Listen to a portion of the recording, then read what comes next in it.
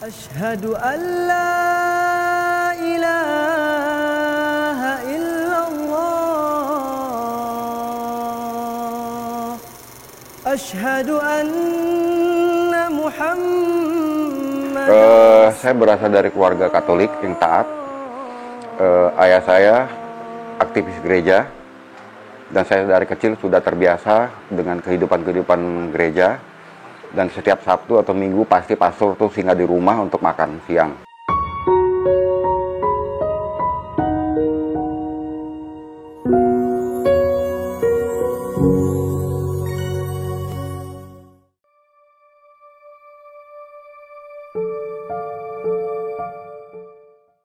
Saya selama itu 6 tahun jadi asisten pastor, khusus penyembuhan. Dari jam 9 pagi saya standby sampai jam 3 pagi, tiap hari. Tahun 2012 Maret, anak saya menikah. Anak yang kedua menikah. Di situ yang saya tidak bisa menikahkan anak saya. Edit, karena apa? Karena saya non-muslim. Yang justru sebagai walinya adalah anak saya yang pertama, Erik. Dia itu. Dan saksinya adalah almarhum Bismar Siregar. Di situ saya mulai terpukul. Saya mikir, kenapa ya? Oh iya, saya seorang Katolik. Dengan catatan satu, istri sama anak saya dari awal muslim. Pada waktu saya muslim, biasa. Tapi waktu saya masuk Katolik, tidak ada kata-kata cercaan daripada istri sama anak-anak saya. Nggak ada sama sekali. Beda sama yang dari pihak yang lain. Nah, mereka tetap sama. Tapi waktu itu, sudah itu saya bermikir, saya berdoa, ya Tuhan, saya akan masuk Islam. Sebab itu semua istri sama, bukan karena apa-apa, karena apa? Di sini saya merasa terpukul dalam hati, kembali hati loh, benar terpukul benar. Kemudian wakil keluarga kami, Pak Bambang Sudianto, dia adalah ketua DKM-nya Masjid Al-Usa. Saya bilang, Pak Bambang, saya mau masuk Islam. Tolong Pak Ustadz, syahadat. Untuk apa? Saya mau pelajarin. Saya mau pelajarin ini, kalau sudah saya siap, baru saya akan kasih tahu Pak Ustadz. Oke? Nih, saya pelajarin ini 6 minggu. Persis seperti Pak Taya itu bilang, itu berat. Sangat berat. Aku asyhadu la ilaha illallah. Saya bersaksi dengan nama Allah. Dengan nama Allah ya, petinggi loh. Jangan main-main, itu saksi atas nama Allah loh. Dan saya bersaksi tiada Tuhan selain Allah, dan bersaksi bahwa Nabi Muhammad SAW. Itu bersaksi loh, zaman main itu sumpah ini. Itu hijab kamu di akhir hidup kamu itu ditanyain. Wow, 6 minggu saya pelajarin, insya Allah siap. Itu saya pegang. Udah, Pak Ustadz, saya siap. Oke. Enggak persyahadat, sekarang udah muslim.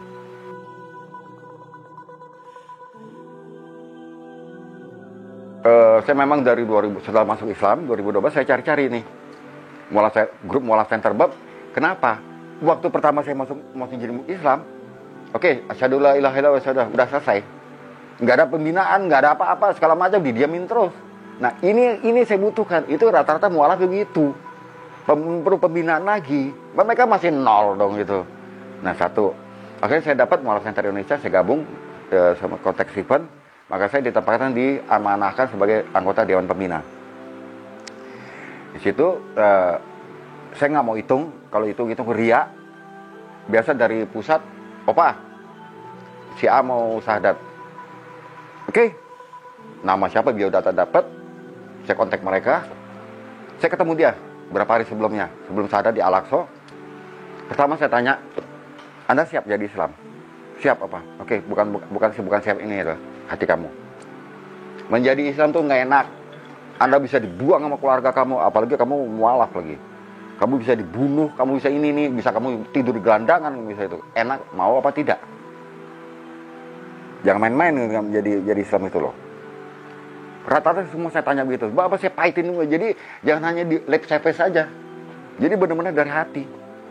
Bahwa apa yang saya alami saat itu kemarin itu semua dari hati. Allah melihat, oh kamu Islam, masuk Islam tidak dari hati kamu. Maka saya jadi ketua DKM segala macam, tapi tidak di sini, hanya di sini doang. Nah itu yang saya mau tekankan, mualaf tuh harus dari hati. Dan bukan dari ini sama ini. Ini tukang siasat, ini tukang bohong. Tapi ini tidak bisa dibohongin.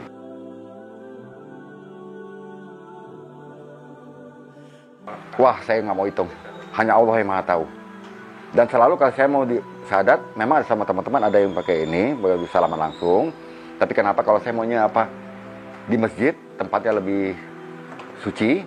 Kedua apa? Keinginan saya apa? Berbagi pahala kepada orang lain. Udah, itu aja deh. Misalnya kan disaksikan orang banyak orang kan gitu. Wah itu alangkah indahnya kalau saya dapat pahala dibagi ke orang-orang yang sekitarnya juga gitu.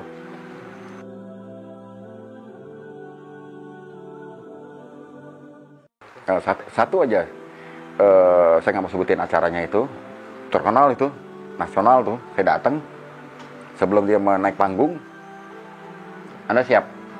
Syahadat. Siap apa? Oke. Anda tahu risikonya. Gini, siap apa?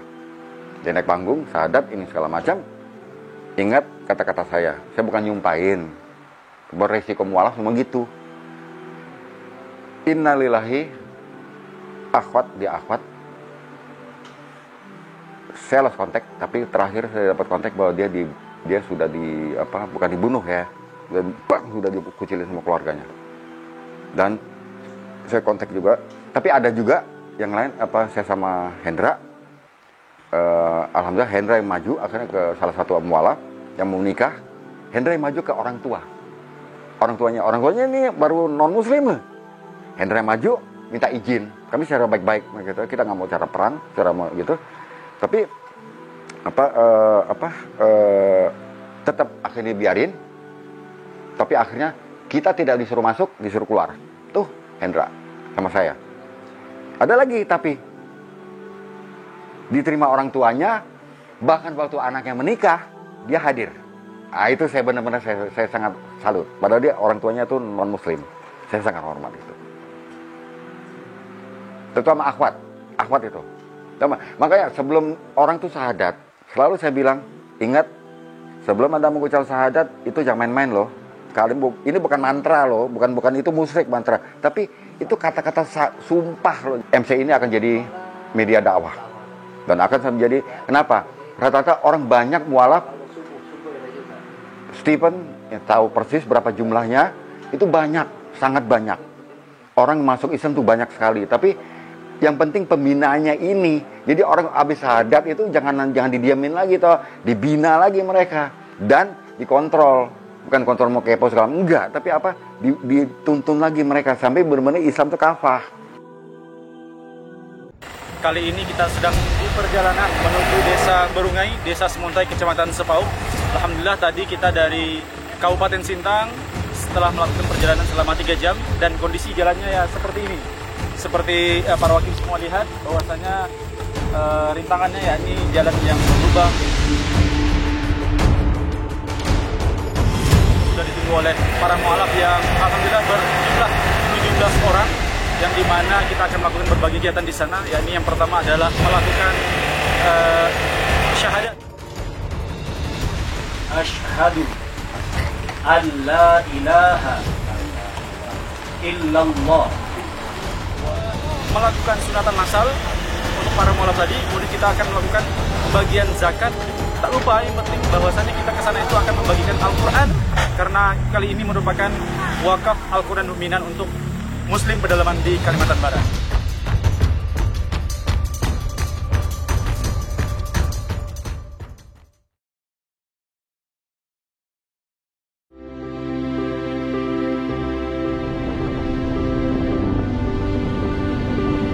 Hari ini kita melakukan perjalanan pertama dalam mendistribusikan Al-Quran wakaf BWA untuk Sulawesi Tenggara.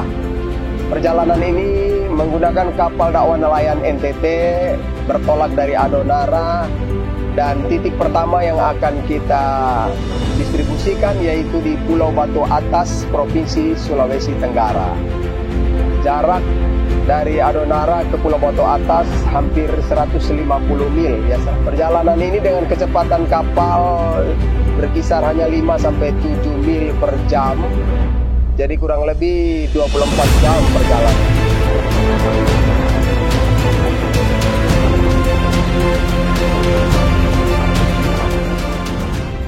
Nah, kenapa Pulau Batu Atas yang didistribusi? Karena memang ini pulau terluar dari Provinsi Sulawesi Tenggara dan berbatasan dengan Provinsi Nusa Tenggara Timur.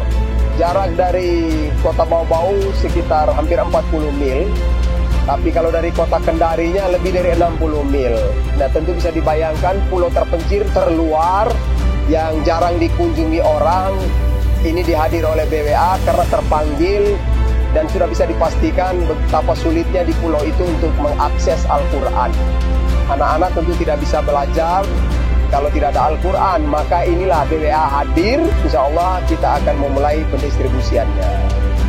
Mohon doa. Dan saya tetap mengajak, ayo terus berwakaf di BWA. Assalamualaikum warahmatullahi wabarakatuh.